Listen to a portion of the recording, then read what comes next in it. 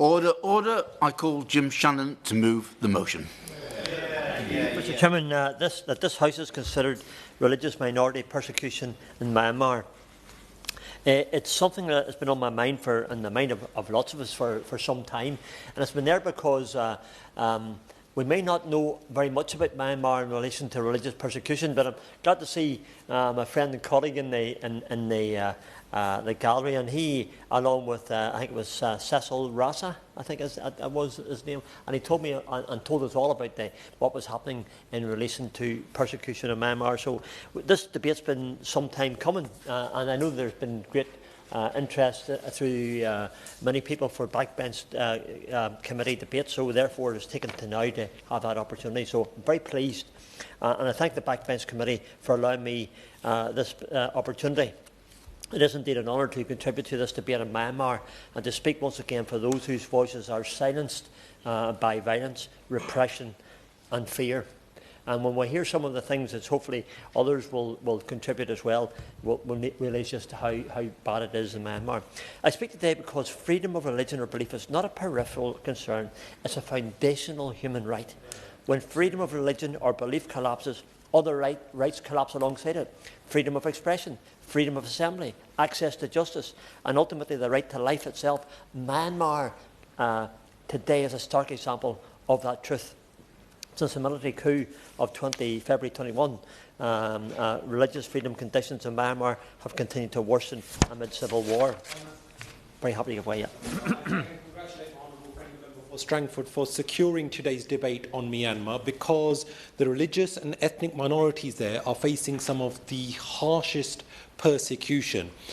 He will no doubt be aware that Christian communities have seen their churches destroyed, their clergy imprisoned and aid blocked, and the long persecuted Muslim communities such as the Rohingyas and the Uyghurs remain stateless and are severely restricted in their movements and face further persecution. Does he agree with me that international condemnation, coordination and action is urgently needed to protect those vulnerable groups? Shannon. He's my friend. He's been my friend all the time I've met him, all the time I've known him for his intervention, and he absolutely says the right thing. And he's outlined probably in those 2 or 3 sentences what this debate's all about. It's about religious minorities and persecution, which is very focused upon Myanmar, and today's an opportunity to highlight that and thank him for that intervention. Independent monitoring by the United States Commission on International Religious Freedom documents the destruction and occupation of religious sites, the killing of clergy and civilians, and the deliberate obstruction of humanitarian aid by the military authorities. Churches, mosques and monasteries have been affected by airstrikes, shelling and arson. In some cases, places of worship have been occupied or used by troops, turning sites of prayer into military targets. Aid convoys have been blocked or prohibited, even in areas of acute need. Religious leaders have been detained and harassed. Mr. Chairman, I know there are so many issues demanding the attention of this House, and there's debate in the main chamber which is also about that same thing. But I often think of that verse in Galatians chapter 6 verses 9, which urges us not to grow weary in doing good, for in due season we will reap if we diligently sow. And the Bible very clearly gives us a challenge and perhaps a directive as well. Indeed, it is a directive on what to do. We must not allow Myanmar to become a forgotten crisis where atrocities continue in plain sight, and must continue to do what we can to help the vulnerable and the needy, and there are many of them. The junta's violence is nationwide, but its impact is especially severe on minority communities and on religious life itself. The USCIRF reports that over 3.4 million people have been displaced in recent years. That includes some 90,000 people displaced in Christian-majority Chin State, and around 237,000 in Kachin State. Alongside this international displacement, around 1 million Rohingya refugees remain in Cox's Bazar in Bangladesh, living in prolonged exile with absolutely no indication of when they will be able to return. And that's one of the things that we look today. I should have said apologies for that. I'm very pleased to see the Minister in place. I always look forward to the Minister's response, wish her well in the role that she plays, and I look forward to her replies to all our questions and thank her for that. These figures are not abstract. They represent families torn from their homes, congregations scattered, communities unable to gather safely for worship, For many, the simple act of practicing their faith has become a source of danger. This is not only a freedom of religion belief viewed in isolation, it sits within a much wider framework of state violence. UN-linked reporting has documented systematic torture by Myanmar security forces, including cases involving children. Also, sexual abuse and sexual attacks upon women and girls. I mean, I don't know. I often think that whether it's my age or what, Mr. Chair, I'm not sure, but I certainly get more affected by the things that happen in the world ever than I did before, because they're almost inconceivable to try and comprehend all the horror that's taken place. This highlights something that is important to note. 4 violations in Myanmar are part of a broader pattern of repression and brutality, not in any case isolated incidents. The plight of the Rohingya Muslims, as an example, remains one of the gravest examples of this persecution. UN fact-finders concluded that there was grounds to investigate senior Tatmadaw leaders for genocide and other international crimes, and they explicitly called for criminal investigation and persecution. So my first question to the Minister is this: can the Minister confirm if the Honourable Lady is aware that a criminal investigation has taken place, and is there grounds for persecution? Obviously it's all built upon evidence, but has that actually started? And crucially, this did not begin and end in 2017. Amnesty International has described a state-sponsored system of apartheid in Rakhine State, marked by institutional discrimination, segregation and extreme restrictions on movement and daily life. Rohingya communities are confined, controlled and denied access to the very basic of services. A people stripped of citizenship, boxed in by policy, punished for trying to move. This is not merely insecurity, it is engineered oppression. Christian communities have also suffered targeted attacks, particularly in Chin, Kachin and Karini areas. The USCIRF documents confirms repeated attacks on churches, confirms that the military has destroyed religious buildings and killed clergy and civilians through airstrikes and arson. The USCIRF further also reports that at least 128 religious persons have been detained by the authorities, including 113 Buddhist monks, 1 imam and 14 Christians. These are not random arrests, Mr. Chairman. They reflect a deliberate effort to intimidate religious leadership and community life. One case brings us into sharp focus now. There's many, but I want to use this one if I can. The Reverend Haklam Sampson of the Cation Baptist Convention, a respected Christian leader, much loved and much liked in his area, was arrested, granted an amnesty, and then re-arrested within hours. This isn't justice. It is harassment. It's designed to send a message that no religious leader is beyond reach, no religious leader is safe. More broadly, independent monitoring documents attacks and intimidation affecting multiple faith communities, churches, mosques and monasteries. Also several regions and states, when places of worship themselves become targets, freedom of religion or belief ceases to exist in any meaningful sense in that area, not just for the churches themselves, but for the practicing Christians and Rohingyas, Muslims and others of other faiths as well. Mr. Chairman, we must also be clear about why these abuses occur. Many analysts argue that the Tatmadaw has long instrumentalised race and religion narratives to legitimise repression. What is beyond dispute is that independent monitoring documents repeating targeting of religious leaders and religious sites across communities, reflecting persecution linked to identity rather than military necessity. Fact is, they're targeting them because of who they are, because of their religious beliefs. Happy to give way. I'm very grateful to the Honourable Gentleman for bringing this debate, and I've come along to learn more about the situation, which is frankly puzzling.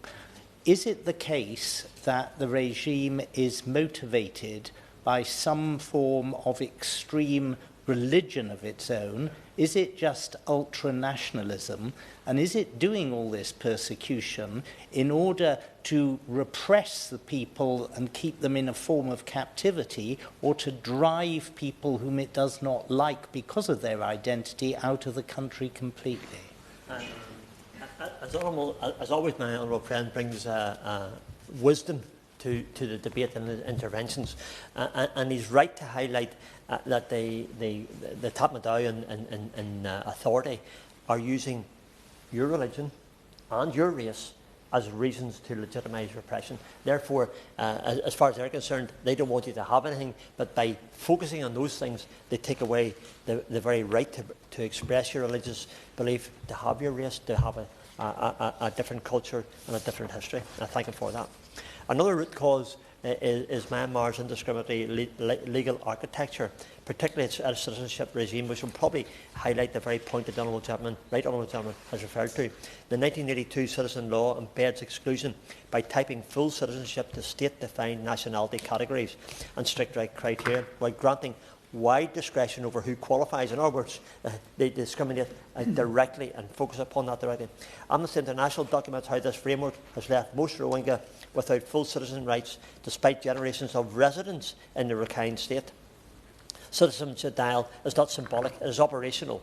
Amnesty shows how exclusion from citizenship undermines restriction on freedom of movement, access to education, access to healthcare, participation in public life and legal protection. It forms the backbone of the apartheid-like system imposed on Rohingya communities. Amnesty also documents how temporary registration cards, often known as white cards, were revoked, leaving many Rohingya without identity documentation linked to rights or political participation, even further entrenching their very vulnerability. This is not an accident of bureaucracy. When a state writes inclusion, or exclusion, I should say, into its citizenship law, it builds persecution into the legal system itself, and that's the way that they're pursuing their goals. Impunity combines all of this. The military's long history of avoiding accountability encourages repetition. Atrocities become a tactic, not an aberration. UN fact-finding missions have emphasised the need for criminal investigation and prosecution, yet meaningful accountability remains elusive. There are also factors that worsen and sustain this crisis. UN investigators have highlighted the role of social media, particularly Facebook, in spreading hate speech and incitement against the Rohingya. This does not absolve the state of responsibility, but it shows how hatred has been amplified and normalised. By doing it so often, it becomes a way of life which focuses upon those who are in a religious minority. Of course, we cannot point fingers outwards and not look internally, Mr. Chairman. International action also plays a role, and there is a key role, and the member for Woodford and Tinkford Green mentioned about Myanmar in his contribution. He referred to the Majeski sanctions that need to be in place for some of the Myanmar leaders, and the fact that our government, with great respect, it's been on for a number of years, so it's not just the government we have today, it's the government who was there before, who have not pursued against those involved in horrendous things in Myanmar where they should be. When decisive multilateral action stalls the junta itself, it can outlast condemnation. Annual monitoring shows that detention, attacks on religious sites and obstruction of aid continues despite years of international concern. Humanitarian obstruction remains a central tool of control. The USC IRF states that plainly that the military has blocked or prohibited critical aid from reaching displaced people, worsening their suffering, worsening their vulnerability, and especially for minorities who are up. You take away your human rights. Human rights and persecution. I always said this all my life. If you deny them human rights, you deny them their religious viewpoints. If you deny them their religious viewpoints, you deny them their human rights. The question, what should be done? What can realistically be done? We cannot solve all the problems of the world, if only we could. But the bit that we can do, we should do. In the immediate term, civilians and places of worship must be protected. Humanitarian aid must be allowed to reach those in need. And the Minister, I'm sure, will be able to confirm where that's happening, or if it's happening. I'd ask that the Foreign Office would tie the substantial funding that we give to Myanmar to the principle of religion or belief. The UK provided over £190 million since the 2021 coup for aid, for healthcare, for civil society, including some £66.45 million in the financial year 24-25 alone, which was boosted by £10 million for the 2025 earthquake and further funds for refugee crisis, always with enhanced due diligence to avoid the military regime benefit. We must leverage our goodness to them in return with their goodness to their own. In the medium term, the international community must constrain the junta's capacity to wage war, including through air power, and strengthen evidence gathering and accountability mechanism. Those who carry out abysmal and despicable crimes need to be made accountable. The evidence for that needs to be garnered and made ready so we can, at some stage, make them accountable. Diplomacy can be a mighty tool, and I believe we can do more. In the long term, there can be no durable peace without an inclusive settlement in which citizenship and equality are restored, especially for the Rohingya, so that freedom of religion or belief is protected by law, not dependent on goodwill or military discretion. The House has repeatedly, for many years, raised concerns about freedom of religion or belief and wider human rights abuses in Myanmar. The question now is whether our actions match the scale of the crisis. So I have a number of questions to ask the Minister, and I'll conclude with that. Will the Government commit to regular publicised assessments of freedom of religion or belief and human rights in Myanmar using independent monitoring and benchmarks? I think it's really important, Mr Chairman and Minister, it's very important that we have that independent body that's able to assess what's happening in Myanmar specifically, because and by then you can be able to gauge whether it's decreasing or whether there's any action that we could take more of. And what further steps will the UK take with allies to constrain the junta's capacity for attacks that destroy religious sites and kill civilians? The Air Force has been used specifically to bomb, to kill, to destroy churches and even hospitals, schools. There's nothing beyond the junta's attacks, and really something needs to be done to ensure that that stops. Thirdly, how will government ensure that humanitarian aid reaches displaced minorities when the military deliberately blocks assistance? We know, evidentially, Mr Chairman, Minister, that whenever the aid was sent from here to the Myanmar, that the military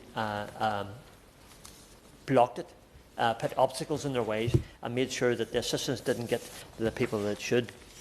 And fourthly, what additional support will be provided to accountability pathways identified by the UN, fact-finding work on genocide and other international crimes?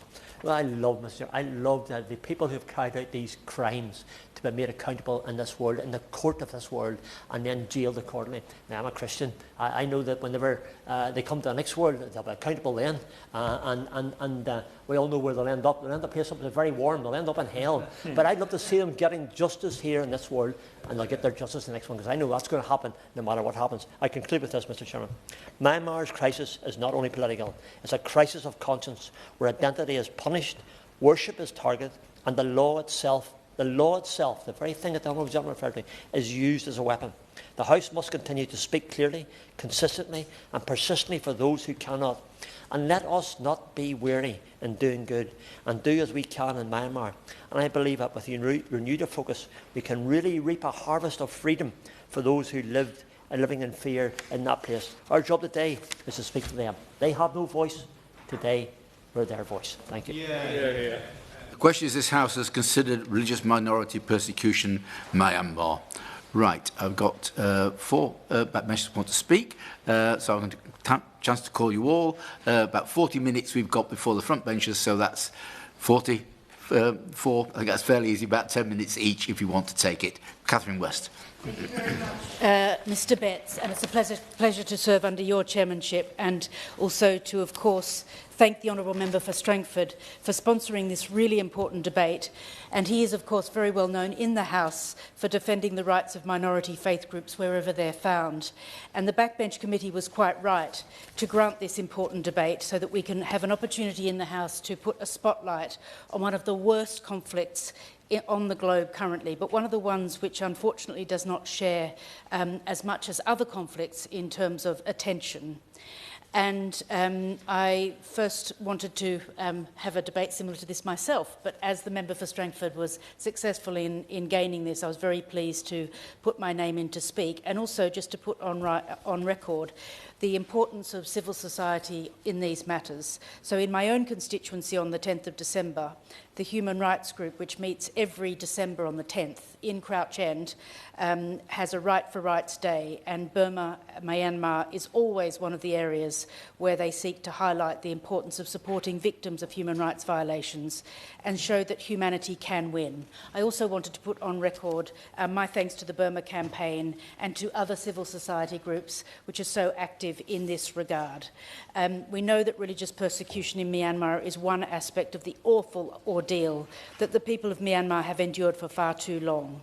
We know that in March 2025, Myanmar was already facing one of the world's biggest humanitarian crises after 4 years of conflict, with up to 7 million children out of school.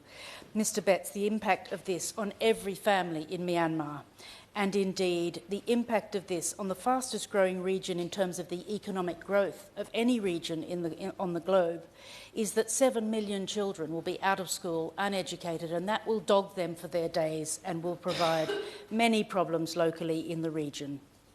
I also briefly wanted to draw on the intervention made by my honourable friend, the member for Slough, who intervened about the Rohingya, and of course the impact of the mass movement of people over the border, which is currently a very fragile situation in Bangladesh.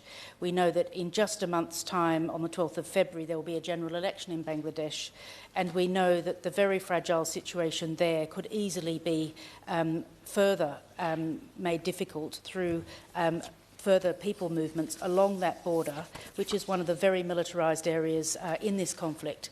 And I do hope that the UK can continue to support both Bangladesh with its elections coming up next month, but also with Myanmar with anything it can do through the mission there in Yangon. Of course, we are also very aware of the catastrophic earthquake devastating a huge area of the country around that region of Sagaing. Thousands of people were killed, hundreds of thousands more lost their homes. And I want to put on record my praise for the Foreign Commonwealth and Development Office, who worked so well with a network of partners to deliver support on the ground, despite the challenges, equally effective in its intervention as China and another number of other important players in the region. But we need to keep it up. The humanitarian needs remain huge, and this awful conflict rages on. 16 million people will require life-saving assistance in 2026, nearly 5 years since the Myanmar military overturned the democratically elected government. The regime continues to bomb and kill civilians. We've heard of that from personal stories which have come through the many representations made to MPs in this House. The military's blockade of aid has led to severe food and medicine shortages and brought Rakhine State to the brink of famine. 2 million people there are at risk of starvation. We know on the 10th of December last year, as I said earlier in my remarks, which was Human Rights Day, International Human Rights Day, that was the day that the awful regime decided to put an airstrike onto a hospital in Rakhine State, killing more than 30 civilians, including health workers, elderly patients and children. I myself have spoken to people who provide vaccinations for children, who have had to resign their posts because they were too terrified to go into villages for fear of aerial bombardments, and also medics who have been providing support and doing surgery in trenches while the bombs are falling on their heads. Médecins Sans Frontières, who have supported the hospital since 2021, said, bombing of health facilities, patients being killed in their beds, cannot be perceived as collateral damage in a conflict zone. Hospitals must remain a safe place for patients to receive medical care. We know that in 2024, Myanmar ranked 4th for attacks on healthcare workers. I welcome the UK's financial, trade and travel ban sanctions against the military regime in Myanmar, and I argued for this early in 2024 as the Shadow Minister for the region. I also welcome the UK's statement at the UN on the military regime's sham elections, which are neither free nor fair. We need the Myanmar military to cease hostilities, respect international law and protect civilians. The people of Myanmar need a peaceful, democratic future. Mr. Betts, we are a long way from that. We need to keep hope alive. And it's my plea that in a world so full of uncertainty, we cannot forget about Myanmar. The UK has done such great work in Myanmar together with our partners, but the people of Myanmar still need us. So could I ask the Minister, what funding does this desperate country attract in her funding for the region following the Chancellor's statement in November 2025? Could she also provide her assessment of the potential for further sanctions on the government of Myanmar and third parties such as energy suppliers to assist in slowing down the dreadful war machine which is harming so many civilians in Myanmar on a daily basis? And finally, could she update the House on progress in the International Court of Justice case led by the Gambia with the backing of the UK and with the backing of the 57 members of the Organisation of Islamic Cooperation, so that the people of Myanmar can finally see justice in their lifetimes? Jogat Adam. Thank you. That's a real pleasure to serve with your chairship, and I'd like to thank the Honourable Member for Strangford for bringing this vital and unfortunately forgotten issue to the fore with this debate. When we speak about conflict, Mr. Betts, we sometimes look at numbers and forget the nuances and the people that matter. You know, the saying goes that one death is a tragedy, a million deaths is a statistic. And so it goes with this tragedy, because behind every number are real people. And I just want to mention one particular case which puts this into perspective, because on New Year's Day this year, a Rohingyan man by the name of Muhammad Furqan woke up, and this was in a bamboo shelter in Camp 7 in Cox's Bazar in Bangladesh. Now, his phone was full of birthday messages wishing him happy birthday. It was also his wife's birthday, his parents' birthday, his siblings' birthday, and it was also his friend's birthday, and the birthday of hundreds and thousands of other people in that camp as well. Now, we all know it wasn't their birthday, but because when they fled the massacres, arson and rape in Myanmar in February 2027, the poor and the, frankly overwhelmed care workers just entered 1st of January on everybody's refugee cards. And this is the point that I'd like to make, is what Muhammad Farouk said, is that when I see this date, I feel like I am no one. And this single sentence maybe answers the question for the Right Honourable Member for New Forest, who asked why is this being done, because the people of Myanmar and the junta are trying to devoid the people of other ethnicities from any form of identity. It erases identity of who they are. And in Myanmar, faith and identity are intertwined. Since the coup in 2021, as mentioned by all the speakers, persecution has escalated dramatically. More than 200 religious institutions, including Buddhist monasteries, Christian churches, mosques, and even Hindu temples have been destroyed or looted. And in fact, at least 41 religious leaders have been killed, again, including monks and Christian clergymen and Muslim imams, not just because of their faith, but again, as I say, because of faith and ethnicity overlap. The Rohingya Muslims have suffered the most extreme violence. The United Nations High Commissioner for Human Rights have called their treatment a textbook example of ethnic cleansing, and the United Nations expert have identified the hallmarks of even a genocide. But this persecution, as has been mentioned, does not just stop with one community. Ethnic Christian populations, particularly in Chin and Kachin states, have seen churches bombed and pastors killed, and religious identity has become a pre-marker for punishment. They've been tortured, raped and executed on a daily basis. The cause, we know, is that we have a military junta which is holding power through fear. It's a regime that has scapegoated minority communities and has weaponized religion. And this has been a playbook for millennia, Mr. Chair, for brutal and insecure regimes. And it's being employed now in other parts of the world, and I'm afraid it will be continuing to use till time in the future as well. But there may be a light at the tunnel at the moment, because the junta has never been weaker. It's only controlling about 20% of the country's territory at the moment. Thousands of soldiers have actually defected, and there is a possible future for democracy here, but the international community must step in, I feel, if that is to happen, because in the meantime, civilians are paying the price. Overall, more than 2.6 million people have been internally displaced in Myanmar, and about 1.3 million have fled abroad. Nearly 1 million of them, the Rohingyans, now live in Bangladesh itself, a country with already 170 million people of their own, whilst over 40,000, but the number may be even greater, have sought refuge in India. So I think in addition to all the incredible aid agencies that deserve recognition and aid workers, India and Bangladesh must also deserve some credit, because they have accepted large numbers of refugees despite facing their own population pressures and resource constraints. But these pressures have led, unfortunately, maybe to be expected, horrifying consequences. Refugees, there's narrations and stories of refugees being pushed back into the seas, families being separated, reports of Rohingyan men, women and children allegedly being forced to jump from a naval vessel and asked to swim for their lives in the Andaman Sea.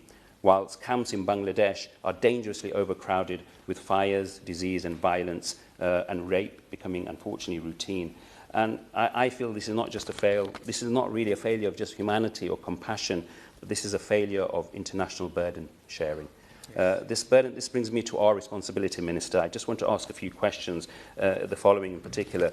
First, Minister, I believe we must confront the enablers of this crisis. The junta survives because it is propped up militarily, diplomatically and economically by external actors. Some of these countries may even have veto powers at the United Nations. These proxy enablers must be named, challenged and pressured. Secondly, we must seek justice. We should actively support the international legal action joining Gambia's case against Myanmar at the International Court of Justice, backing the ICC investigation and ensuring the junta is held accountable for genocide and crime against humanity. And thirdly, we must support democracy wherever we can. The future depends on, I feel, a genuine federal democracy that protects religious freedoms, recognises ethnic equality and ends decades of the civil war. And finally, Minister, we must match our words with actions and resources. Cutting the humanitarian aid to Rohingya and the refugees and other displaced communities will have and is having catastrophic consequences. I believe aid has dropped to the region by 85% in the last 5 years, from over £112 million to just £16.9 million. That is why we must make a commitment to ring-fence overseas aid for that region, and not just as a charity, Minister, but as a prevention of further displacement, for prevention of further regional instability, prevention of future atrocities. This is not just a moral issue, it's a strategic one. It ensures that Britain remains a reliable partner, that humanitarian system does not collapse, and that countries like Bangladesh and India, Thailand and Vietnam are not left to manage the international crisis alone. So can I ask the Minister what aid we will provide for the crisis? Because Muhammad Farooq does not want a different birthday. He wants a recognition that his life, his history and his identity matters. Thank you. Yeah. Luke Akers. Thank you. It's a pleasure to serve under your chairship, Mr. Betts. And I commend the Honourable Member for Strangford for bringing the crisis in Myanmar to our attention today, and congratulate the other backbench speakers in the debate so far on their eloquent and important contributions. I will declare my long-standing membership of the Burma campaign before I begin today. I joined because about 20 to 25 years ago I heard testimony from 2 Burmese refugees at my local Labour Party meeting, and I asked what I could do, and they said that I should sign up to the Burma campaign, and that's part of the reason why I'm here speaking today, is receiving their updates and understanding what's going on in the country. I also commend the Burma campaign on the consistency of its support for human rights. It hasn't mattered what the changes are in political twists and turns in society in Myanmar, or which individuals have ended up on different sides in the debate. The campaign has consistently advocated for fundamental human rights. As we've heard today, Myanmar is in the midst of a humanitarian crisis. Since the military coup in 2021, the Christian and Muslim minority populations of Myanmar have encountered greater violence and tighter restrictions on their freedom. In the Rakhine state, around 630,000 Rohingya Muslims remain subject to systematic abuses and crimes against humanity. Around 150,000 are held in open-air detention camps. The Rohingya are one of the largest stateless populations of the world, having been effectively denied citizenship since 1982. Around 1 million of the Rohingya population are currently, as we heard from the Honourable Member for Leicester South, living in overcrowded refugee camps in Bangladesh after fleeing Myanmar in 2017, showing the real tangible impact the persecution we are highlighting today has in displacing swathes of people, condemning them to a poor quality of life.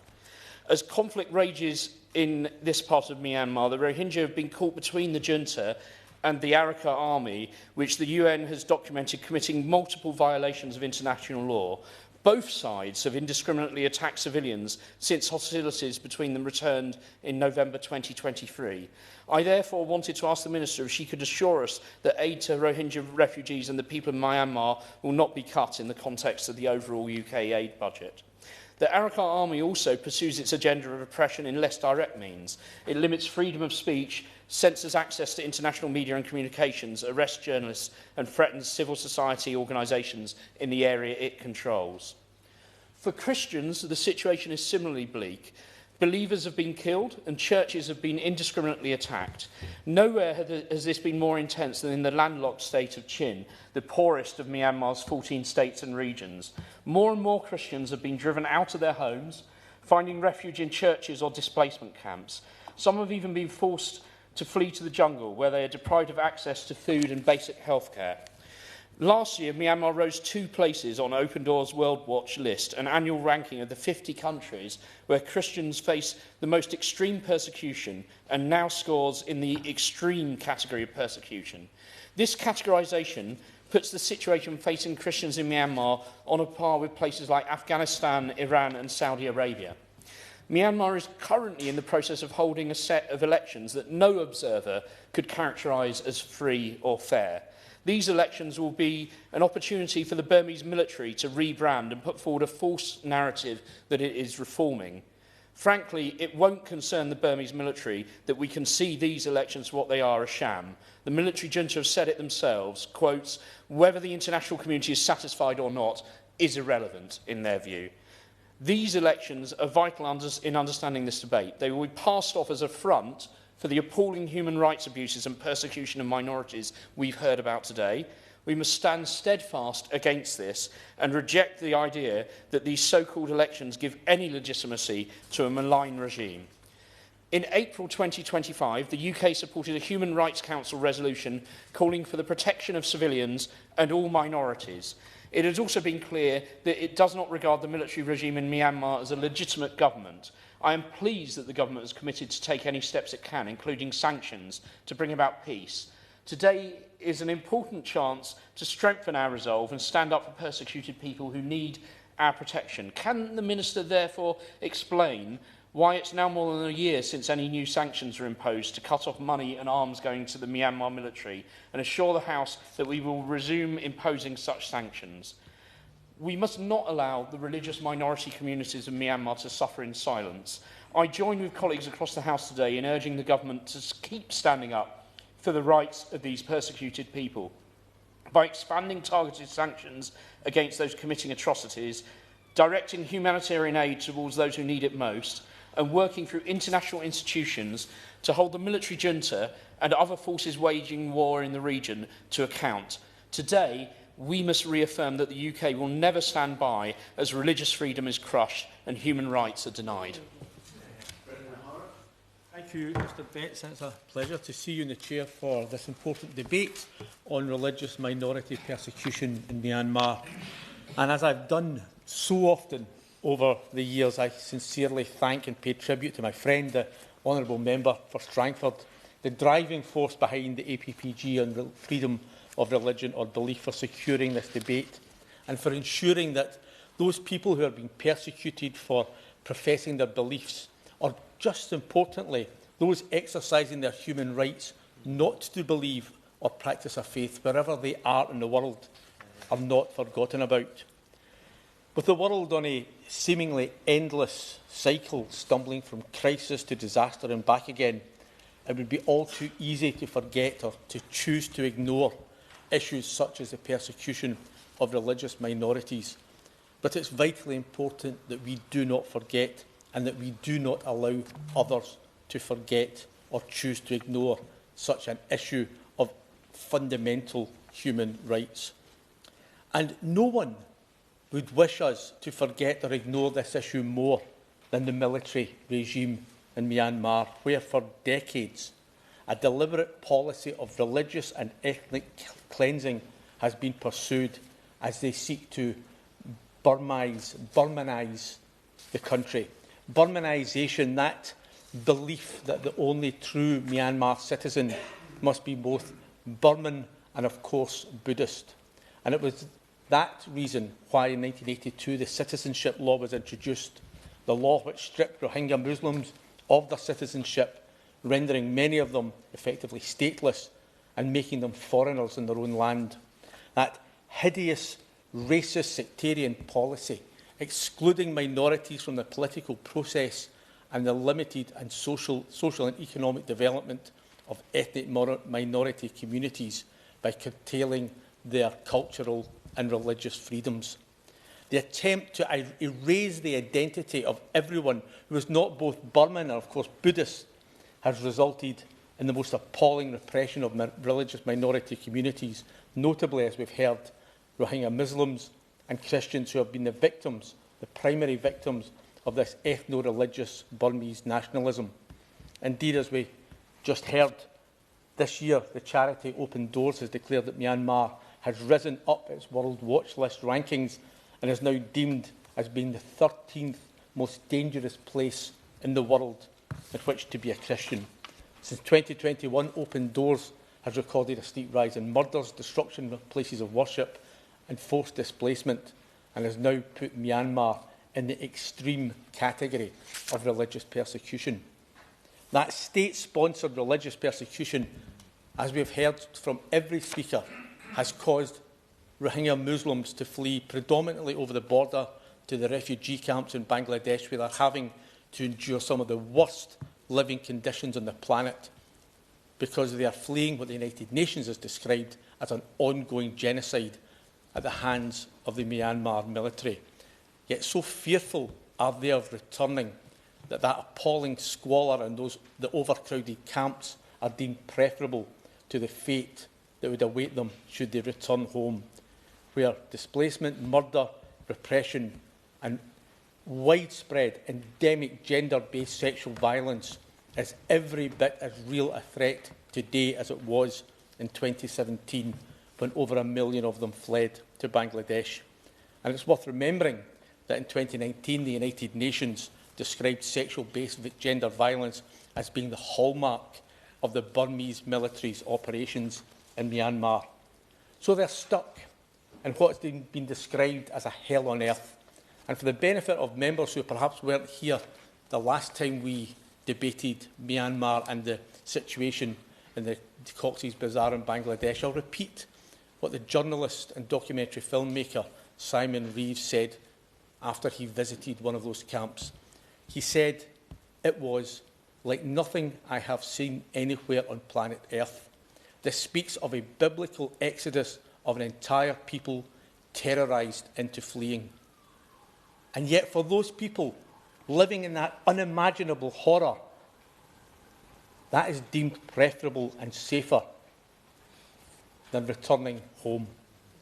And my honourable friend, the member for Leicester South, was right when he talked about the situation for those Rohingya Muslims living in those camps is only getting worse.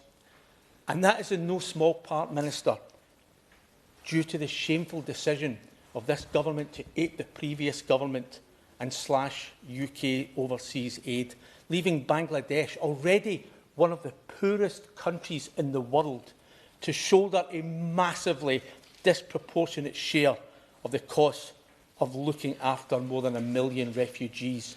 And when you dump helpless, homeless refugees on top of impoverished countries, then it leads to the crisis that was alluded to earlier in Bangladesh. And we have a responsibility, we have a moral responsibility to do something about that. Because, as I say, as much as they may wish to return home in a safe and dignified manner, such a return is not possible while the military in Myanmar is pursuing its reign of terror. And the stark truth is that the Rohingya will only be able to return home when a government committed to human rights, religious freedom and the rule of law is established.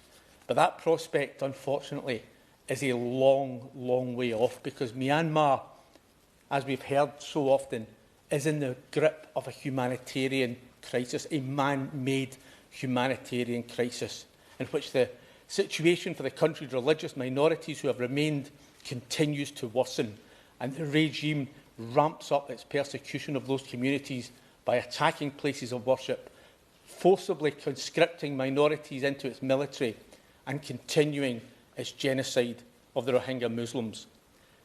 And as we also heard earlier, there are other armed players in this conflict. who are also perpetrating abuses which disproportionately affect religious minorities, notably the Rohingya Muslims and Christians. It's a dire situation. So I desperately urge the government to reassess this short-term, counterproductive and frankly inhumane decision to cut overseas aid, because every single penny that is taken out of that aid pot has real life, real world consequences for men, women and children. And while the return of UK aid would undoubtedly help, it would help considerably, so too would allowing refugees in Bangladesh the right to work and thereby support themselves and their families. And of course I can understand why the Bangladesh government would be reluctant to make legislative change which would encourage, in their eyes, 1 million or so refugees to stay within their borders. But as we've heard, the reality is that these people cannot return home until it is safe for them to do it, and that isn't happening anytime soon. Last month, I visited Thailand and Malaysia with the APPG of the freedom of religion or belief to meet many of those refugee communities who have been fleeing persecution. Chiefly, it was the Ahmadis, Vietnamese Christians, the Uyghurs, Chinese Christians, Iranian Christians, and many more. And like Bangladesh, Thailand isn't a signatory to the 1951 Refugee Convention, and legally there's no such thing as a refugee in Thailand, despite, of course, there being hundreds of thousands of them living there. And the largest group of refugees in Thailand are from Myanmar, and they've been living in the camps along the Thailand's northern border for decades. With no legal right to work, they obviously make a living in the black market. But in recent months, the Thai government has recognised the reality that these people are unable to return home and they could well be an economic asset. And so they have loosened the rules around allowing them to work legally in Thailand. And perhaps, at least, the government of Bangladesh might want to look, well, indeed, why would the UK government not look as well, exactly that what's happening in Thailand could happen in Bangladesh, and it could happen here, and that refugees can be that economic asset, and allowing them to work will allow them to contribute, better themselves and benefit us all. Finally, Mr Bett, I thank once again the honourable member for Strangford for securing this debate, and I hope that the government can see that just because the persecution of these communities happens so far from our shores, that we do not have a moral and a humanitarian obligation to help, because we absolutely certainly do. Thank you. Now, first for the Liberal Democrats, Monica Harding. Thank you, Mr Bex, and it is a pleasure to serve under your chairmanship.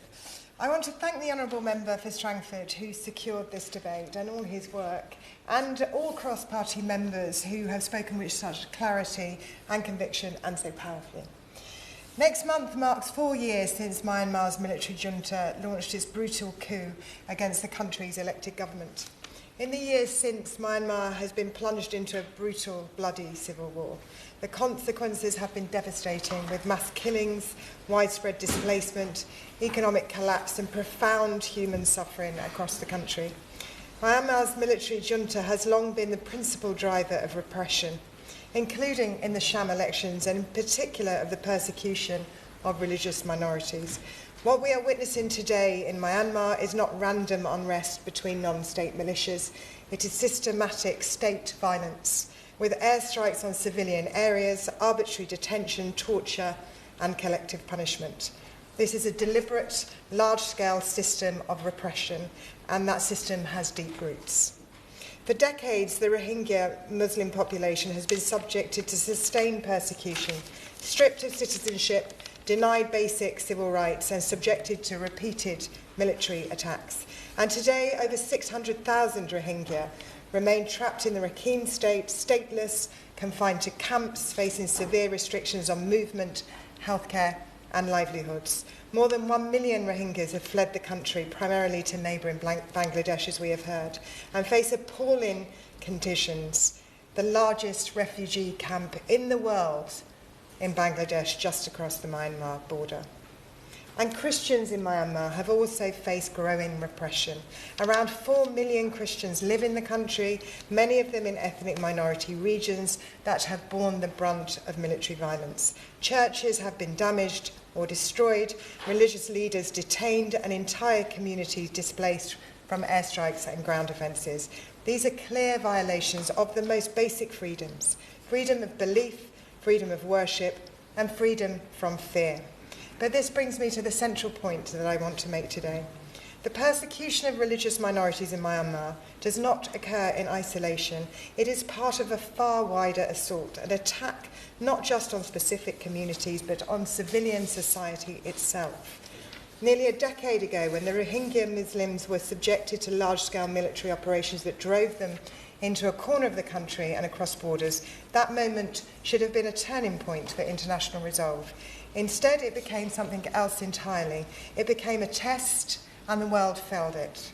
What happened to the Rohingya was not an aberration, it was the tragic rehearsal of what was to come next. The tactics first deployed against the Rohingya, collective punishment, mass displacement, the criminalisation of identity and dissent, have since been expanded and utilised by the junta against a broader section of Myanmar's civil society. Today, the junta not only targets only particular ethnic or religious groups, it targets anyone who stands outside or stands up to military control. Pro-democracy activists, journalists, human rights defenders, teachers, doctors, nurses, aid workers. The common denominator is no longer faith or ethnicity, it is defiance, independence, and the mere refusal to submit to a brutal military regime. The civilians' bravery in the face of this is astonishing. The humanitarian picture today is dire. Millions of people are internally displaced. Entire communities have been cut off from food, healthcare, and shelter.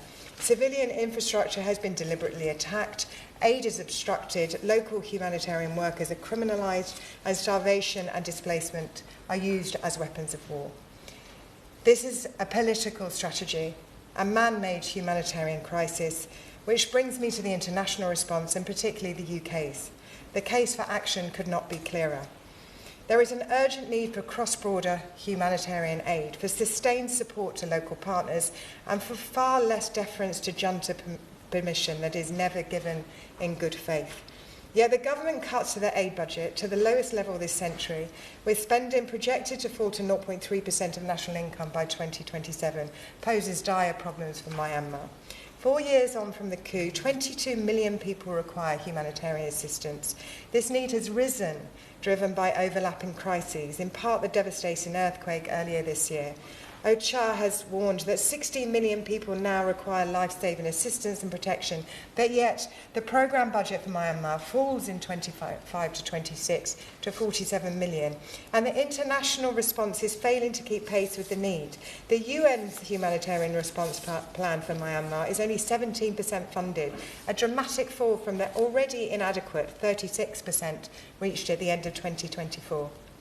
And so my question to the Minister is, are there plans to increase this assistance to Myanmar?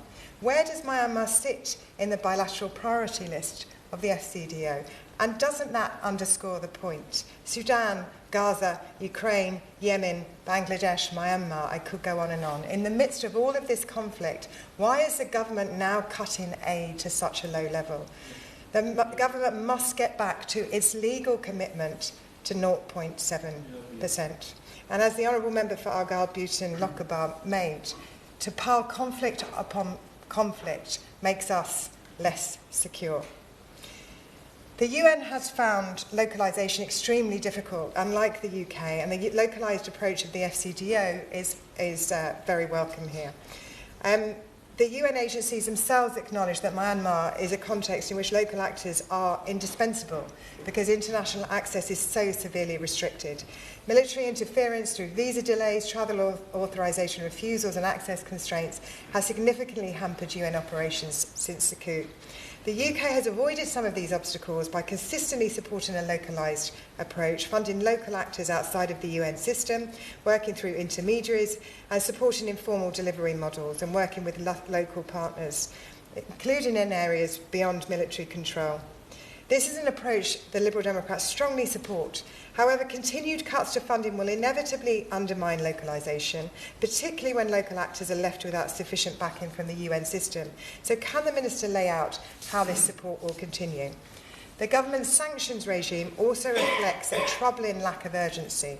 Sanctions have been piecemeal, slow and insufficiently coordinated with international partners.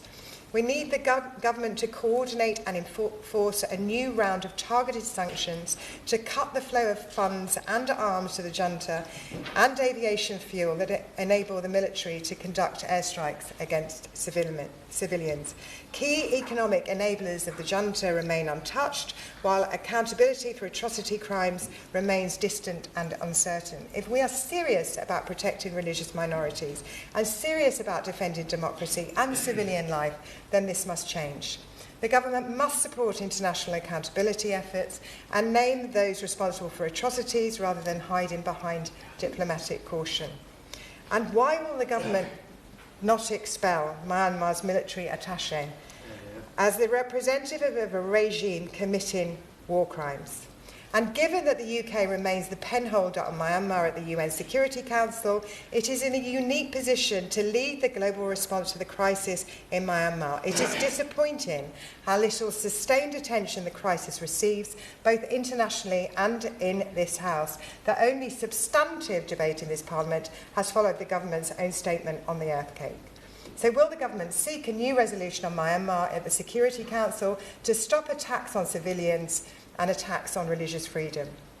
The government has stated that it stands in solidarity with those calling for a return to democracy and has urged the military regime to engage in dialogue with opposition groups representing the Myanmar people, including the National Unity Government.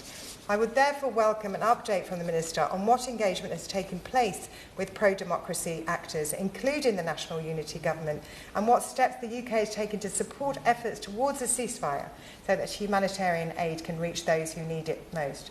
And finally, if the junta were to fall, and we have heard today how weak they are, is the UK prepared politically and operationally with the requisite resource to respond quickly, to scale up humanitarian assistance and to help support a civilian-led democratic transition in Myanmar?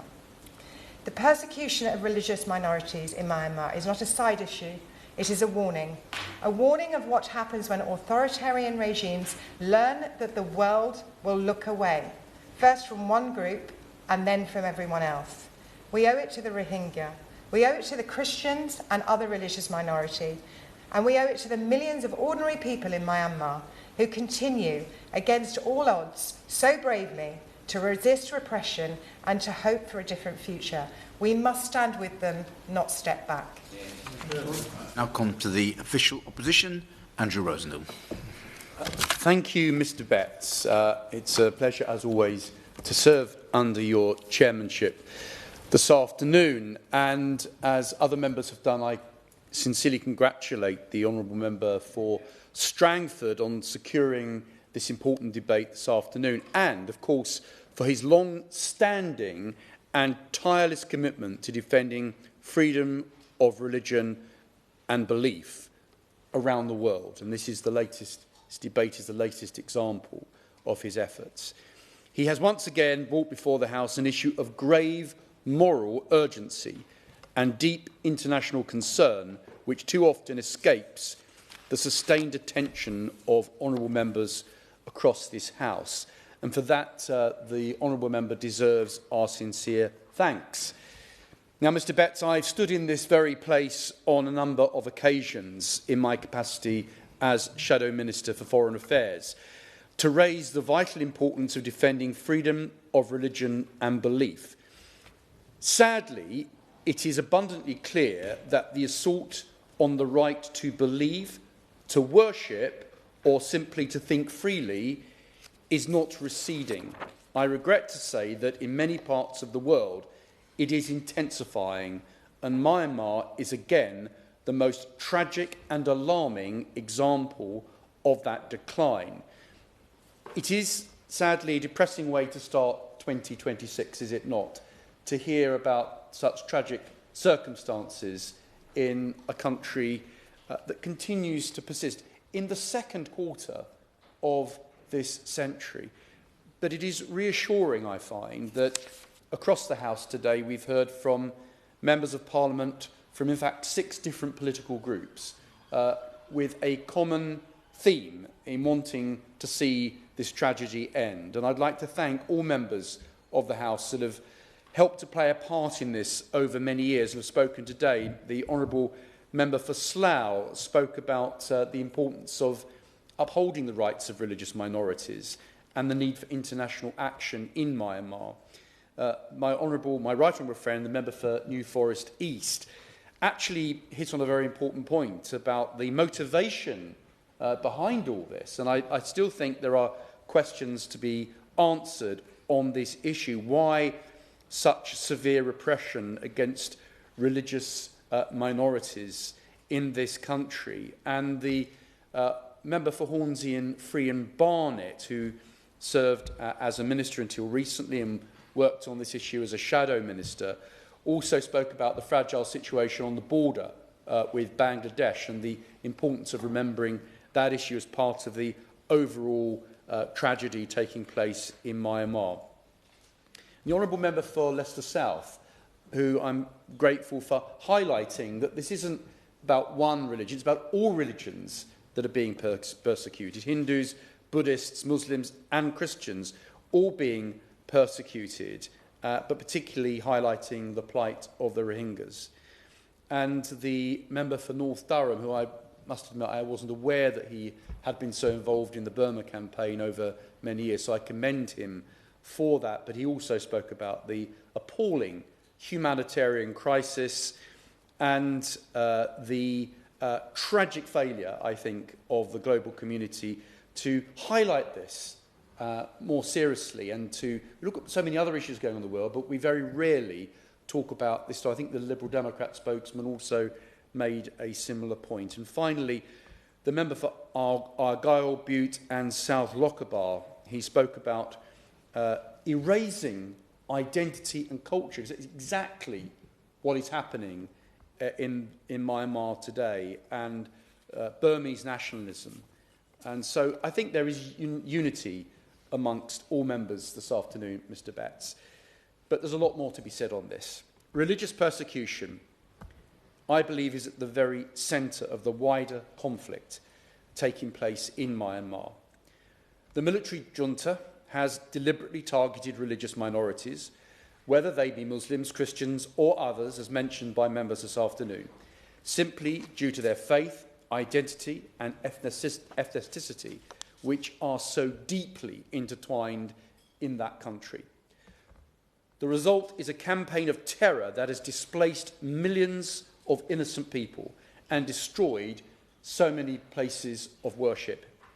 Independent human rights organisations such as Fortify Rights have documented deliberate aerial attacks on civilian infrastructure, including schools, churches and hospitals, in the run-up to the sham elections, blatantly indicating how systematic and widespread the military junta's violence is. Their latest report shows multiple airstrikes targeting civilian areas, many of which may constitute war crimes under international law. Muslim communities, particularly the Rohingya, continue to suffer what many have rightly described as crimes against humanity.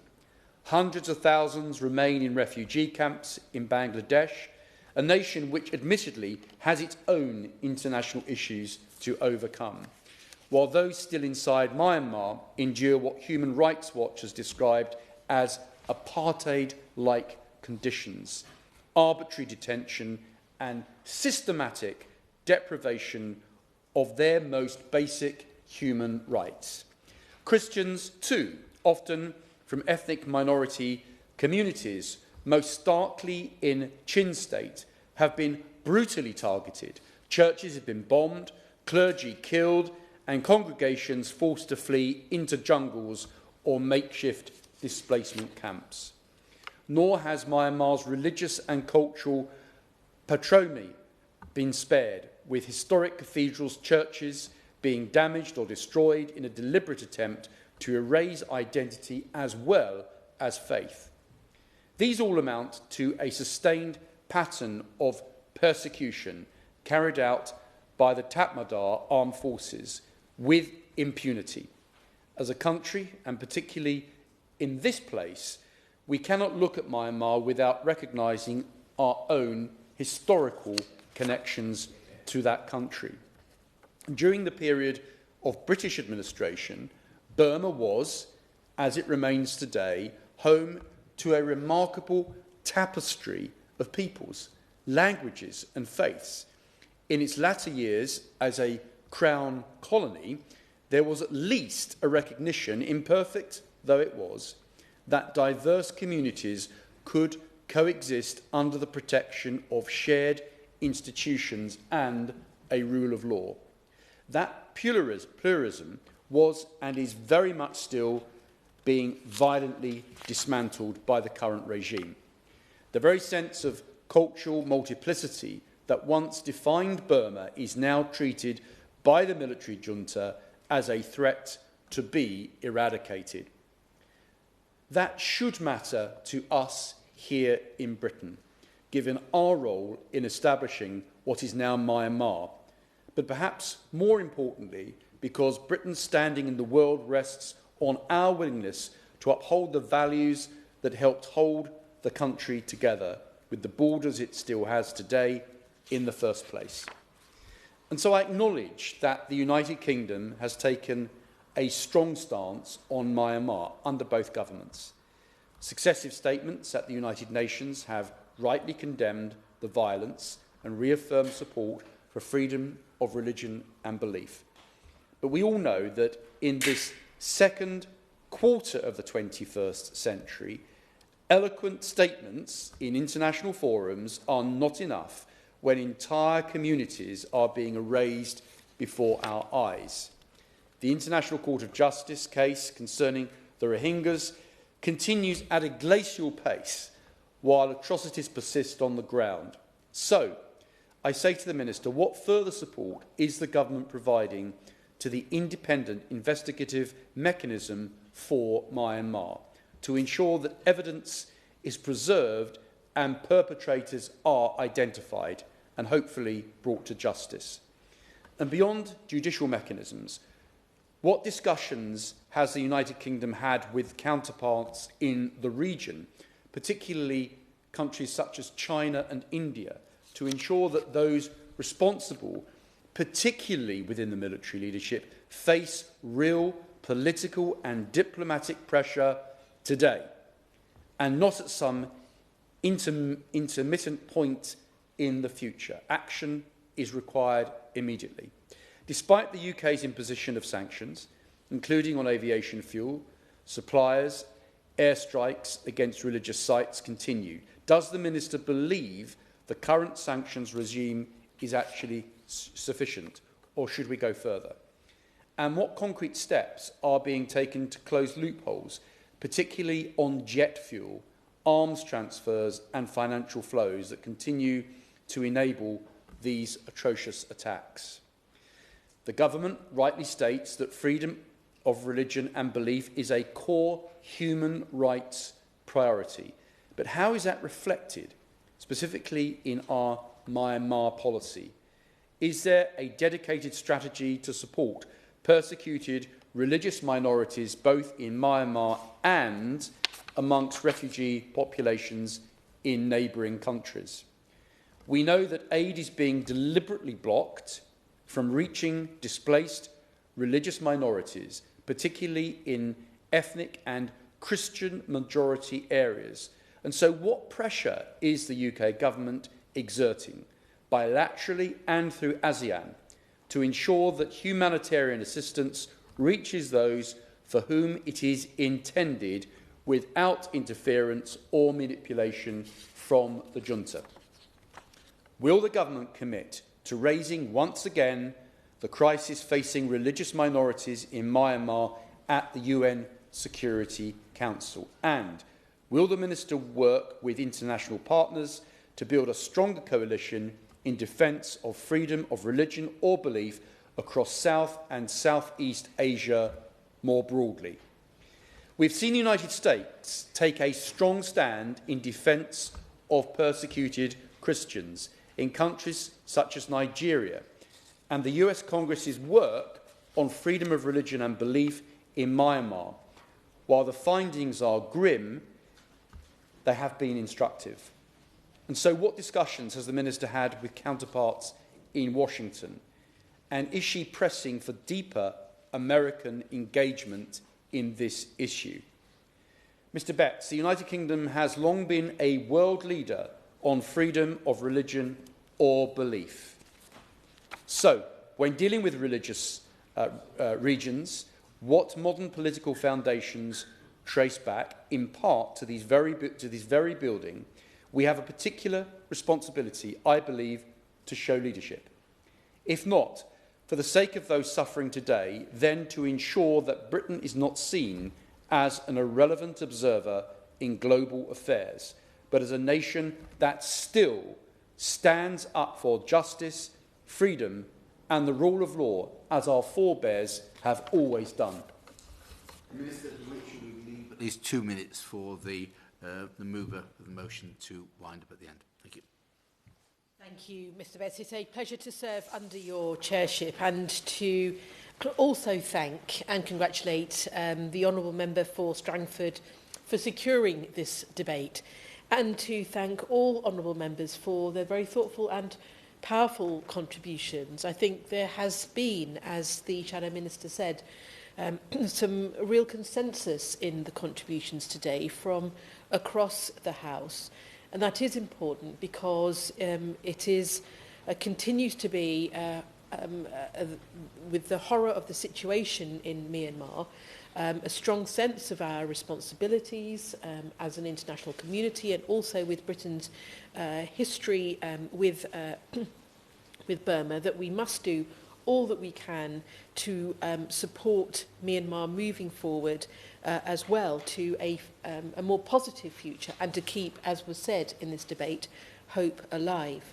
But in the debate that we have heard today on the freedom of, also on religious minority persecution and freedom of religion and belief, it's also an important area that goes across the Home Office's, the Foreign Office's work. And indeed, earlier this week, I also met with our special envoy for freedom of religion and belief to talk about the overall strategy and why it is so important that we uphold these values and we continue to be champions for freedom of religion and belief across the world.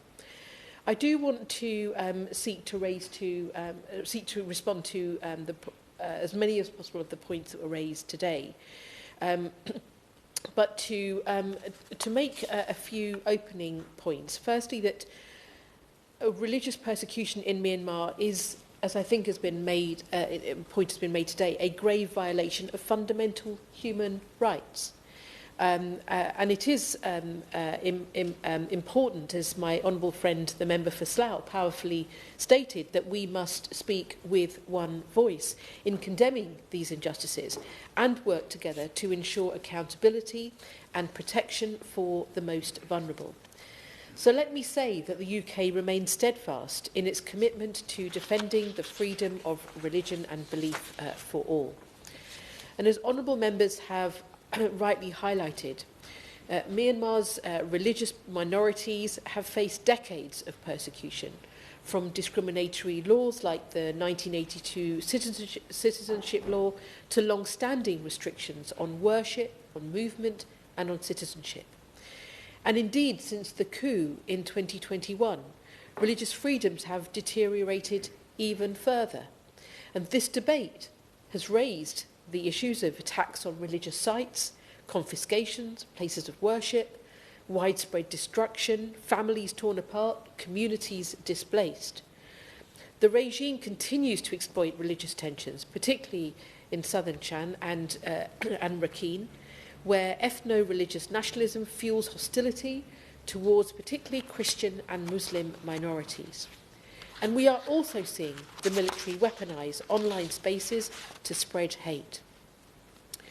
The UN's independent investigative mechanism for Myanmar has highlighted as well as was referenced by the Honourable Member for Strangford, how disinformation has also driven identity-based violence, including against the Rohingya.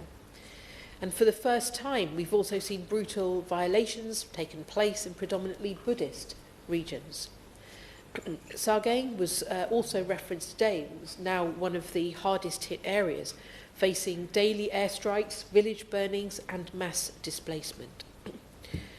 In the face of these challenges, I want to address some of the points that were also raised in the debate, and particularly around the support that we are giving. It is the case that in light of unprecedented global humanitarian need and the current fiscal situation, the UK has adjusted annual ODA allocations. However, the plight of those in need and fleeing Myanmar remains a UK priority. In 2024-25, the UK increased humanitarian support to Myanmar to 66.5 million, and the UK is indeed providing 80 million this financial year.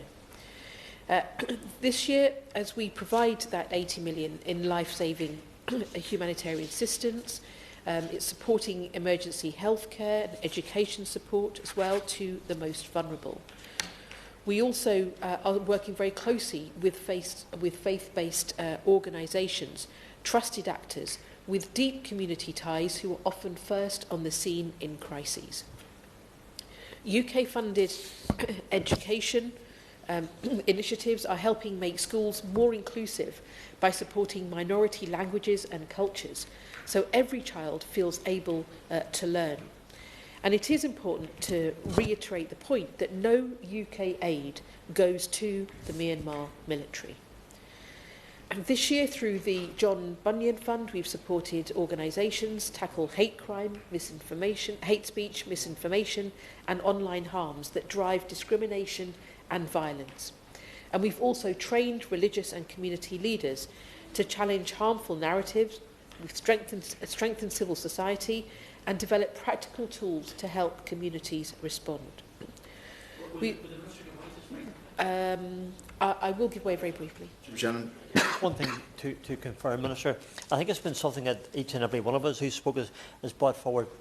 We all highlighted the issue that the aid that government is sending to Myanmar isn't getting to the refugees, that the junta, the military are stopping it, and there being an obstacle to it getting there. I think that what we are, certainly what I'd be seeking, and we all would be seeking, would be an assurance that the aid will get to the refugees where it needs to, and that the junta will not try to stop it. Please. Mr. I thank my honourable friend and the honourable member for his intervention, and he is right to highlight what the junta continues to try and do, and that's why it's incredibly important that we are working and continue to work to seek to make sure that humanitarian aid is not being prevented and reaching where it needs to go, but also why it's so important that we continue to work with local organisations and actors on the ground, so that we are able to, as much as possible, be able to reach to the front line through trusted organisations who have deep community ties. But I'm very happy to also continue to be in dialogue with the honourable member about how we're continuing to work in Myanmar on these very difficult challenges. I also do want to mention as well about the incredibly important role that Bangladesh is playing, and to also commend Bangladesh for the accommodation of 1 million refugees, and we know the challenge that has been. And indeed, the UK is the second largest donor to the Rohingya crisis response in Bangladesh, contributing £447 million since 2017, including an additional £27 million that was announced in September just a few months ago. And I will also say that my colleague Baroness Chapman was also fairly recently in Bangladesh, talking to the government and visiting Cox's Bazar, and also looking at what more can be done to support further skills development and an important productive activity for those who are in the refugee camps, and also looking to where we need to continue to keep alive the hope that it will be one day safe for return, and how we continue to work as an international community to look also to that future. But over 150,000 Rohingya in Myanmar have also been confined to camps for over a decade, with no freedom of movement, no civil liberties and limited access to services. And since 2017, the UK has provided £57 million in assistance to Rohingya communities in Rakhine, delivering water, food, cash, sanitation and health support. And we continue to press the regime to stop attacks on communities and also places of worship. In relation to sanctions, let me just say a few words, which has been a matter that has been raised by a number of colleagues, including my honourable friend, the member for Durham North. And I want to thank him also for catching me in the House in relation to this. Since the coup, we have imposed sanctions on 25 individuals and 39 entities, including those responsible for human rights violations. And we are using our role at the United Nations Security Council to keep this firmly on the agenda. At our last meeting, also in we condemned attacks on civilians and civilian infrastructure. We continue also to keep all evidence and potential designations under close review. It would not be appropriate to speculate in this debate about potential future sanctions designations, as to do so could reduce their impact. However, I will say to him and to other honourable and right honourable members that we are clear that sanctions remain an important tool to maintain pressure on the Myanmar military. And indeed, since the start of the coup, with those sanctions that I did mention, it is important to say that they are targeting the regime's access to finance, to arms and to equipment. I will briefly. Lewis. The Minister. She mentioned the Security Council, and we heard earlier from the member for Leicester South about what he perceives to be a potential weakness in the regime that's being propped up by other outside forces.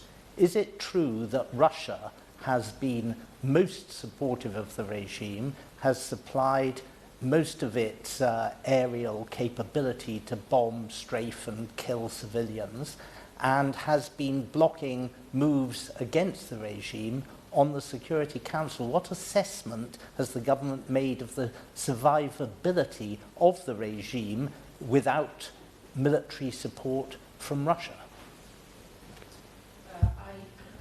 The Honourable Member for his contribution. I will make some references to the UN Security Council in my further remarks, so I'll hopefully be able to address some of his points. Let me just. I'm just concerned about time, but I'll continue with my remarks. We also continue to raise discrimination against minority communities at the UN Human Rights Council, but we also know that pressure alone is not enough, and that there must be accountability that's essential for breaking the cycle of punity and violence. And that is why the UK has provided over £900,000 to the independent investigative mechanism for Myanmar to collect and preserve evidence for future prosecution.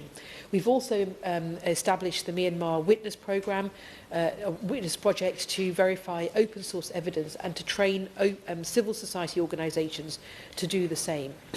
And we will go on to advocate for increased protections for minority groups and inclusivity with opposition actors.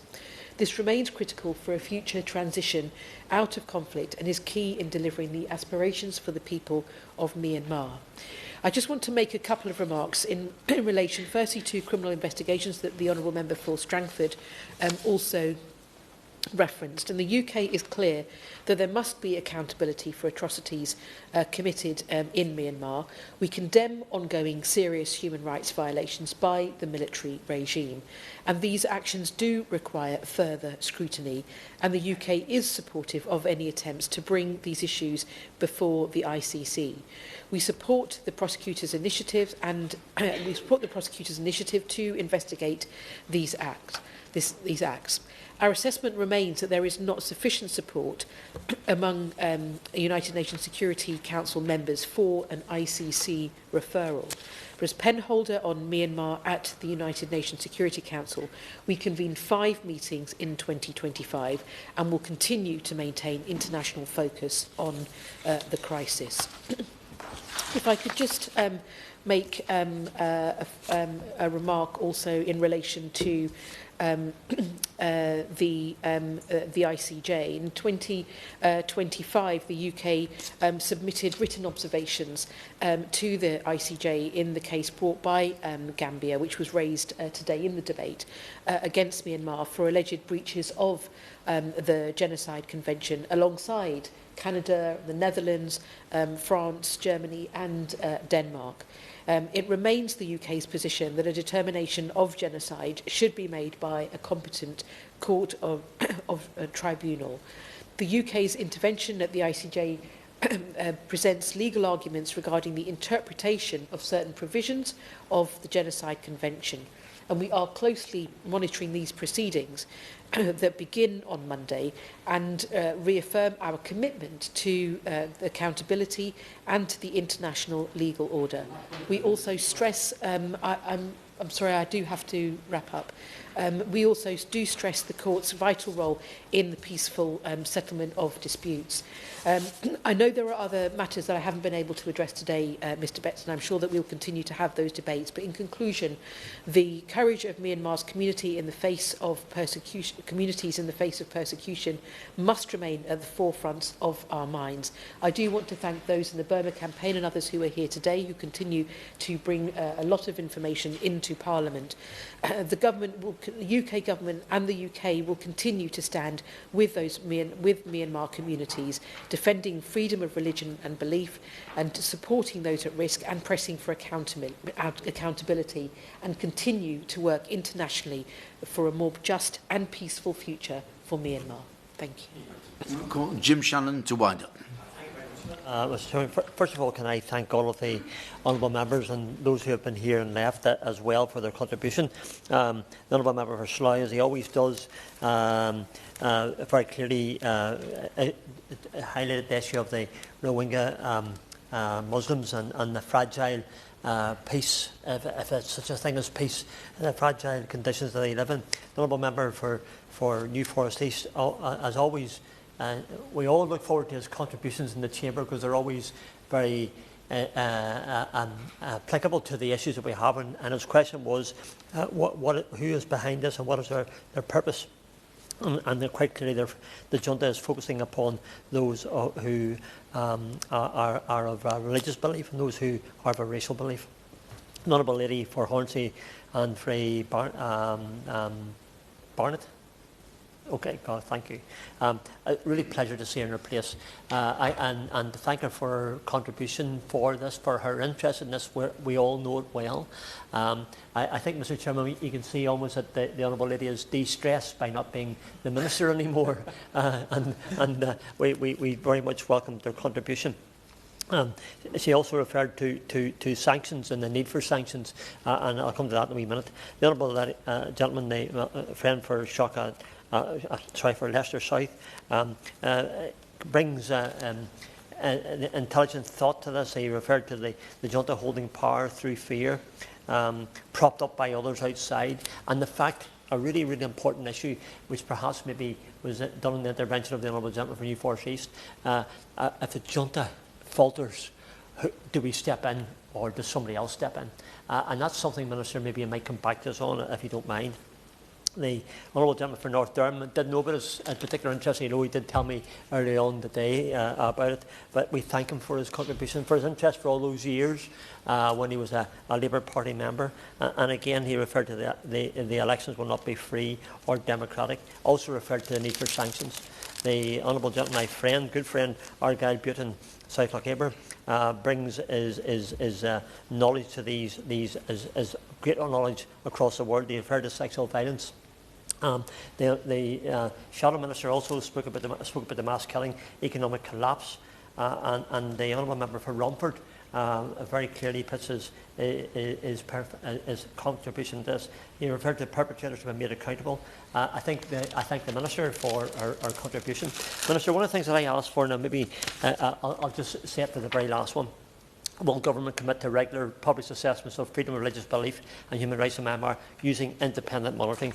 I think we need an independent person to do that. But Minister, we thank you for all your contribution. We thank everyone. Thank you, Mr. Chair. Thank those. Order. The sitting stands adjourned. Thank you. Yeah.